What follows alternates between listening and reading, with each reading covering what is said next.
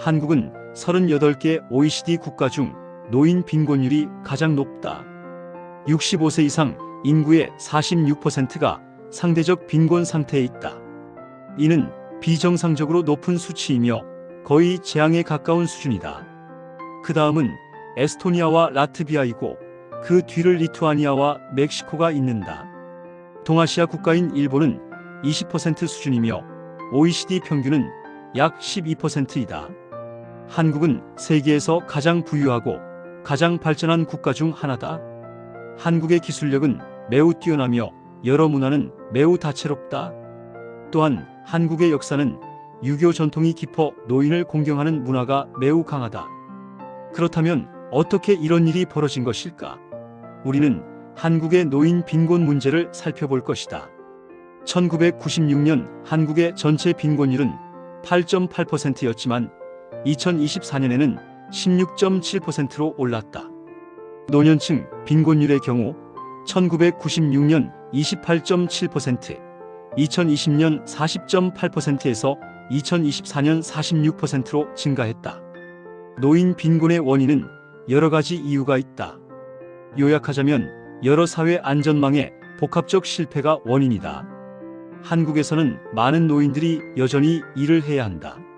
하지만 그 일자리는 대체로 매우 열악하다. 일반적으로 노년층은 고령이 될수록 일을 지속하기 어렵기 때문에 빈곤 위험이 높은데 OECD 국가에서 50세에서 74세까지의 평균 고용률은 50%이다. 한국은 무려 62%로 훨씬 높고 70에서 74세의 33%가 여전히 일하고 있는데 이는 OECD 평균 15%의 2배 이상이다. 특히 70에서 74세의 33%가 일하고 있으며 이는 OECD 평균 15%의 2배 이상이다. 이러한 현상은 50대의 조기 퇴직이 많았기 때문이다. 대부분의 한국인은 주 경력직에서 은퇴한 후 소득이 급격히 감소하고 이를 보충하기 위해 20년 이상 지속되는 2차 직업을 시작한다.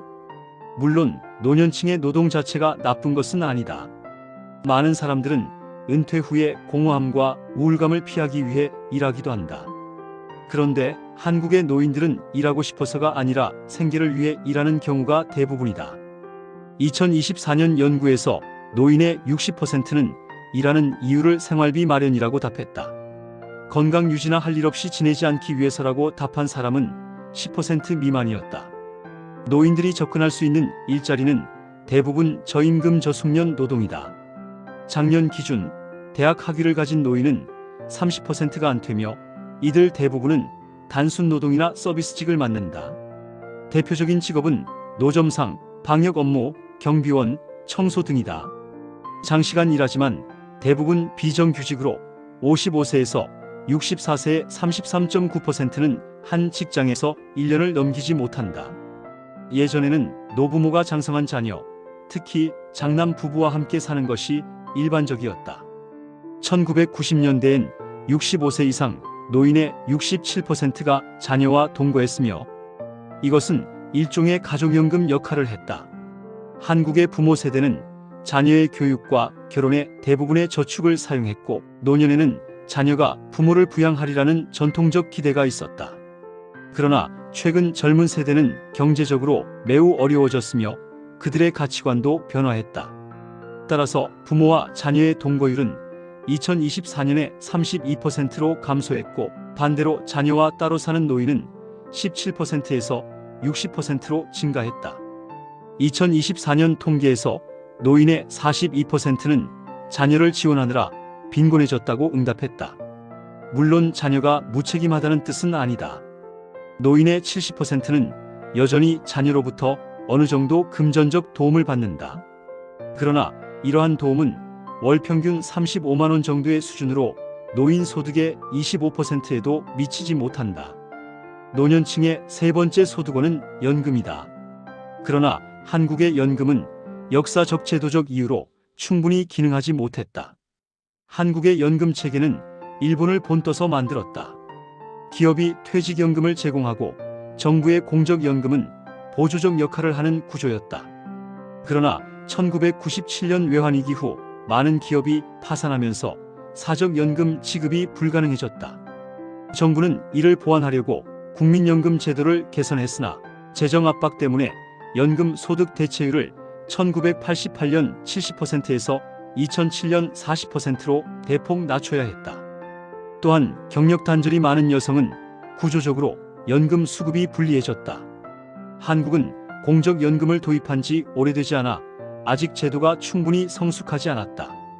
국민기초생활보장제도, 국민연금, 기초연금 등이 존재하지만 급여 수준은 매우 낮다. 특히 기초연금은 작년 기준 월 30만 원 정도로 빈곤율을 가장 효과적으로 낮추지만 여전히 부족한 수준이다. 일본은 공적연금이 오래전부터 정착되어 노인의 80%가 연금만으로 생계를 유지할 수 있다. 한국은 고속성장으로 제도가 성숙할 시간이 부족했다. 또한 한국의 고령화 속도는 세계에서 가장 빠른 편이다. 고령화의 비율을 시기적으로 보면 1990년도에는 65세 이상 비율이 5%, 2015년도 13%, 2024년도에는 16.5%, 2050년 예상치는 43.9%로 예상된다.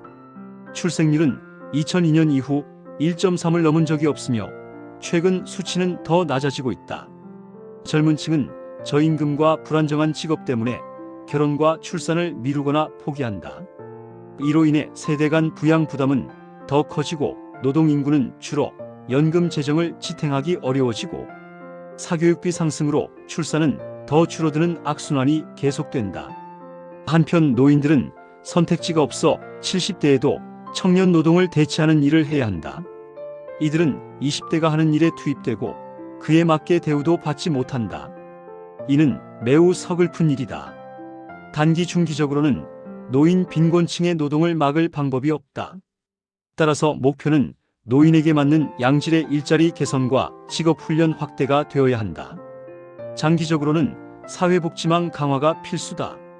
특히 동아시아 국가들은 자녀가 부모를 부양한다는 유교적 전통을 재고해야 한다.